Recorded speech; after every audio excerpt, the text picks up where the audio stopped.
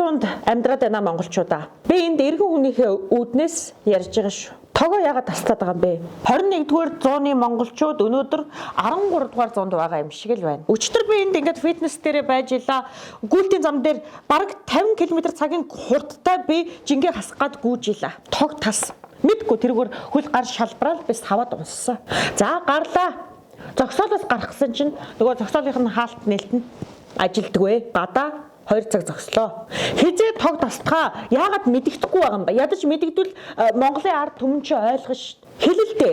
Хэдэн цаг тасалгаа. За тэгээд ашгүй нэг юм гэрийнхэн гадаа очлоо. Тог ирчиж гэж баярлаад лифтэндээ суулаа. Яг 8 давхурт явж хахад би гацсан. Тэгтээ яг хуу сайн мэдээ назаар би краштайгаа цуг лифтэнд гацсан тулдаа би лифтэнд хэдэн цагийг өнгөрөөж чадлаа. Мэдгүй ядраад унтаад өгсөн байсан. Өглөөс ирсэн краш мань хаяа явцсан байсан. Энэ яг хуу миний асуудал. Бид нар тогон тасардгүй, усан тасардгүй дулаахан амьдрмаар штэ. Би асуу энэ эрчим хүчтэй холбоотой хүн байна уу?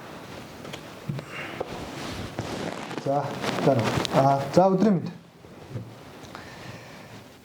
За энэ асуудал дээр би нэг тайлбар өгье. За манайхаа бол одоо энэ тогны буруу хэрэглэнээс болж станц дээр бол ачаал үүсээд байна. Яаж юм гэхээр одоо жишээ нь хөрөгчийг бол байнга залгаатай байлгамаар байгаа байхгүй юу? Тэр мах хүнсний ногоо чи ерөөсөө ингээд хөлдөж байгаа.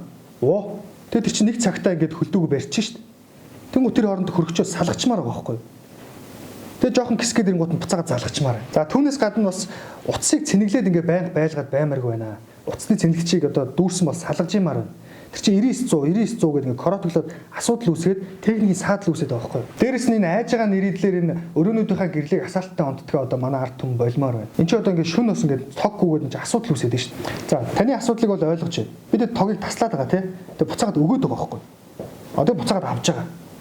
Тэгээ буцаага өгчөж байгаа байхгүй юу. Одоо энэ хооронд л ажиллаа амжуулчмаар байгаа байхгүй юу хэдүүлээ. Тог хизээ тасрах цагийн хуваарийг бол одоо ингээд постлоод, шеэрлээд, фэйсбүүк дээр бүүстлээд оруулсан байгаа. Энийг хараад манай монголчууд хуваарийн дагуу үйлчлүүлчмээр байгаа байхгүй юу? Баярлалаа.